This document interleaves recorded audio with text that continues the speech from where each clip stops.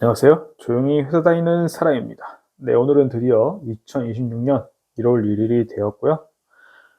2025년 투자 일지 마무리를 이제 스스로 좀 해봤고, 그거에 대한 이야기는 어차피 토요일 날, 제 투자 일지 남기는 날, 이야기를 드려볼 거고, 일단은, 26년부터 제 나이가 한국 나이로 40살이 되었는데요. 40살부터는 어떤 투자를 또 이어나갈지, 향후 10년 혹은 그 이후에 대한 뭐 철학, 투자 철학 이런 걸 정리를 좀 해보고 있는데요.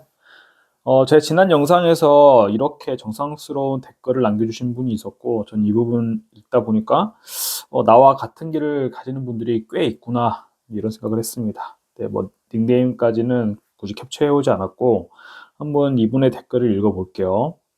알고리즘이 추천해 주셔가지고 제 영상을 봤다고 하시고요. 비슷한 생각으로 투자하고 있는 분을 만나서 이제 반갑다고 하셨습니다. 네, 저도 반가운 마음이었고요.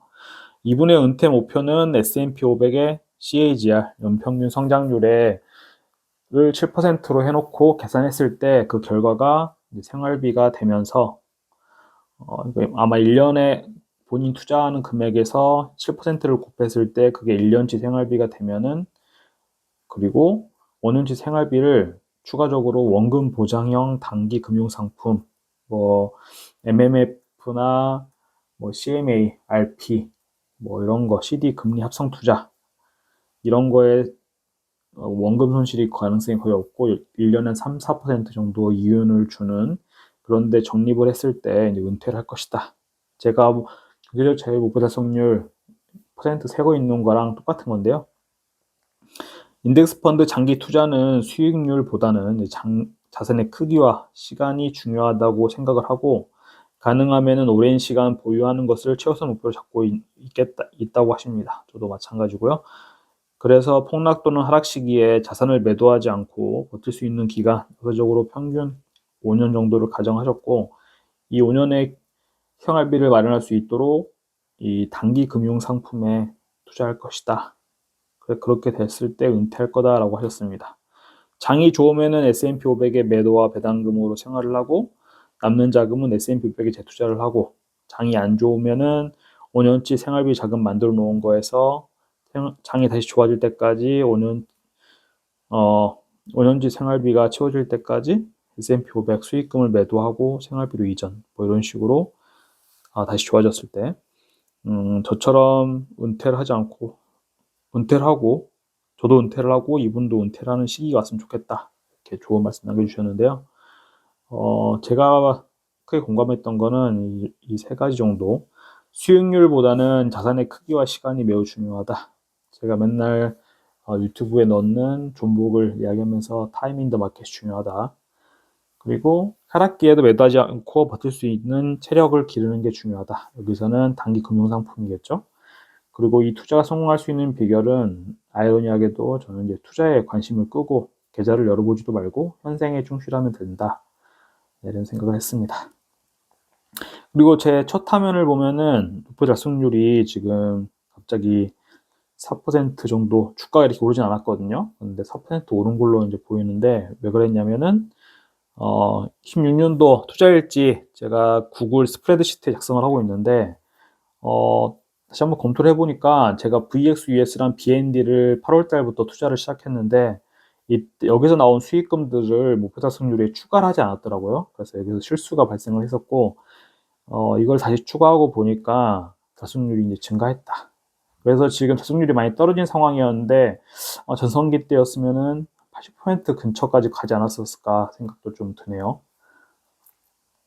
그리고 이제 제 영상 처음 보시는 분들이 계실 수 있으니까 제가 투자하고 있는 스리펀드 포트폴리오 설명을 드리면은, 이게 이제 stay the course, time in the market, 존 보글이 이제 하는 말이고, 저는 존 보글의 철학을 어느 정도 반영을 해가지고 전 세계 주식에 미국 7, 그 미국 외의 국가의 2, 그리고 채권, 미국 채권의 1 이렇게 투자를 하고 있는데요.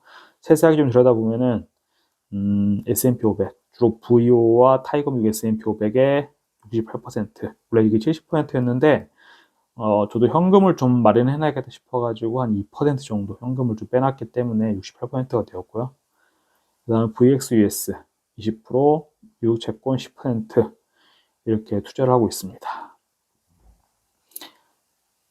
그래서 이렇게 투자를 했을 때 지금 주식 비율이 어쨌든 간에 대략적으로 90% 정도가 되고 채권이 1밖에 안 되는데 저는 일단 직장을 다니고 있고 제 월급, 제 인적 자산 자체가 한국 원화로 된 채권이라고 생각을 하기 때문에 10% 정도만 추가했다. 뭐 좀 수익률에 대한 욕심을 냈다. 그래서 그렇다라고 보시면 되겠고요. 음, 가장 효율적으로 돈을 버는 비중이 뭐 샤프지수라는 거가 있는데 같은 수익을 내더라도 얼마나 단정적으로 달성할 수 있는가.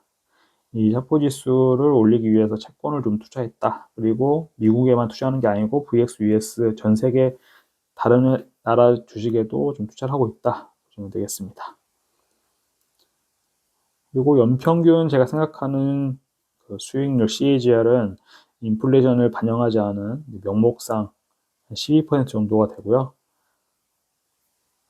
제가 지금 1년에 한 9천만 원 정도로 수익을 낼 수 있으면은 목표 달성률 100%라고 보고 있는데 지금 12% 정도 나온다고 하면 지금 현재 자산 가치 기준으로 했을 때 충분히 제 달성을 할 수 있겠다 생각하고 있습니다.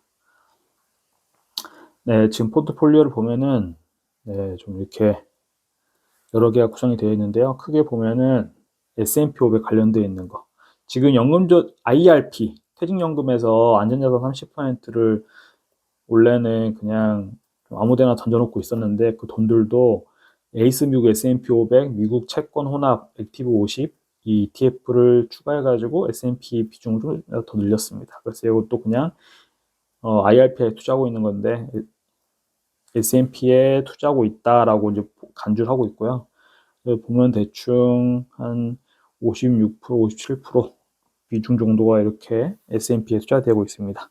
그 VX, US, BND, 매수금이 지금 15% 정도 남아있죠. 근데 이걸 내년 3월 중순까지 해서 이렇게 다 변환시킬 생각이고요. 최근 이제 수익률 변화, 지금 제가 누락했던 VX, US, BND가 추가되어가지고 400만 원이 는 것처럼 보이는데 주가가 올라서 그런 건 아니고 제가 계산 착오했던 거를 잃어버렸던 자식을 찾았다 한번 이렇게 보시면 되겠습니다. 그래서 경제적자 달성 목표를 보면은 지금 최대 뭐 75% 넘어서까지 갔었는데 최근에 60%까지 다시 떨어졌고요. 환율이 이제 떨어져서 그랬습니다. 환율이 1480원대에서 지금 1430원대까지 갔다가 40원대 유지되고 있는데 이 환율이 많이 떨어지면서 목표 수준도 내려갔다 보시면 되겠고요. 그리고 이제 새해가 시작되면 연말정산 세액공제 세팅해야 되잖아요. 이렇게 좀 자료를 정리를 해봤고요. 좀 글자가 좀 작을 수 있는데 화면 정지해가지고 PC로 보면은 좀 보이실 것 같습니다. 저는 연금저축, 퇴직연금, ISA, 절세계좌 3총사 모두 다 운용을 하고 있고요. 일단은 저는 와이프보다 소득이 높은 편이기 때문에 최대한의 절세 혜택을 얻고자 연금저축, 연금저축도 세제 공제한도 600만 원 채워가지고 놓고 있고, 그리고 IRP도 네 300만 원. 왜냐면은 퇴직연금하고 연금저축 합쳐가지고 900만 원까지가 이제 세액공제가 되니까 900만 원을 맞췄고요. 그 다음에 남은 돈 2천만 원은 ISA에서 투자를 할 거고 3년 만기가 되면은 이거를 연금저축 계좌로 이전을 해가지고 추가로 300만 원에 대해 가지고 세액공제를 받을 생각입니다. 그리고 아내도 600만 원 같이 연금저축에 계속 투자를 할 거고요. 그리고 제가 좀 헷갈리게 말씀드렸는데 이 ISA 계좌에서 3천 이렇게 이체를 했을 때 최대 3천만 원까지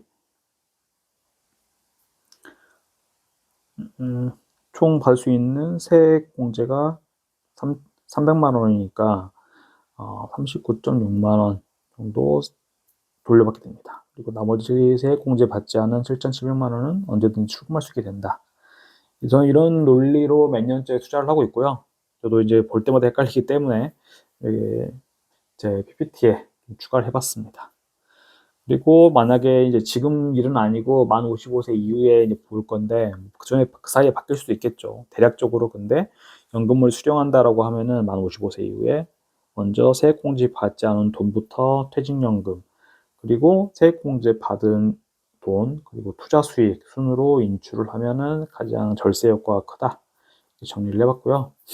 일단 제가 이렇게 쓰리펀드에 투자하면서 추구하는 삶의 방향 간단히 말씀드리면은 부부 각자가 원하는 삶의 방식을 선택할 자유를 얻는데 이 목표가 투자 목표가 있고요. 은퇴 이후에는 저희가 무주택자인 이유는 주거지를 뭐 어디로 뭐 서울이다, 강남이다 이런 거를 고정하지 않고 현금 흐름, 내가 월세를 살더라도 전세 대출을 받아서 살더라도 이자를 낼 수 있는 월세를 낼 수 있는 현금 흐름만 충분히 발생시키면 된다라고 생각을 하고 투자를 하고 있거든요. 그래서 주거의 자유는 어쨌든 나중에 지방에 살 수도 있고 해외에 살 수도 있고 혹은 우리가 뭐 서울에 살아보겠다. 그럼 아주 좋은 데를 못 가더라도 뭐 적당하게 좋은 지역에 뭐 빌라를 살 수 있는 거고요. 매수하지 않고 월세를 내서 몇 년 살다가 뭐 이동한다든지 뭐 그때 가서 필요하면은 뭐 적당히 주식을 팔아가지고 매수를 할 수 있는 거고 이렇게 생각하고 있고요. 저희는 자의적 타의적으로 딩크가 되었기 때문에 이로 인해서 장단점이 분명히 있죠. 후회 없는 삶을 살자. 그리고 대한민국 사회가 설계한 그 표준에서 벗어나가지고 우리가 생각하는 대로 좀 살아보자. 그런 걸 추구하고 있습니다. 제 유튜브 채널은 이런 경제적 자유와 제가 투자하면서 하는 생각들 기록하고자 하고 있고요. 그리고 언제나 잊지 말아야 될 거, 돈은 바닷물과 같기 때문에 마실수록 더 목이 마르다. 쇼펜하우어의 말을 되게 중요한 삶의 철학이다 생각하며 투자를 이어가고 있습니다. 네, 이번 영상 2026년도 1월 첫 영상인데요. 하다 보니까 좀 버벅거린 게 있었는데 여기까지 봐주셨다면 정말 감사드리고요. S&P 500 투자 일기 이런 거는 토요일에 또 마저 이야기를 드려보고 아마 올해부터는 제가 투자하는 방향성이 쓰리펀드 투자해놓고 잊고 지낸다, 현생에 충실한다, 뭐 다양한 삶의 취미, 즐거움을 찾아본다 이런 거기 때문에 제 영상에 대한 내용도 서서히 좀 그런 쪽으로 바뀌어가지 않을까 생각을 해보고요. 네, 그럼 여기까지 보셨다면 정말 감사드리고 마지막으로 새해 복 많이 받으시기를 진심으로 기원드리겠습니다.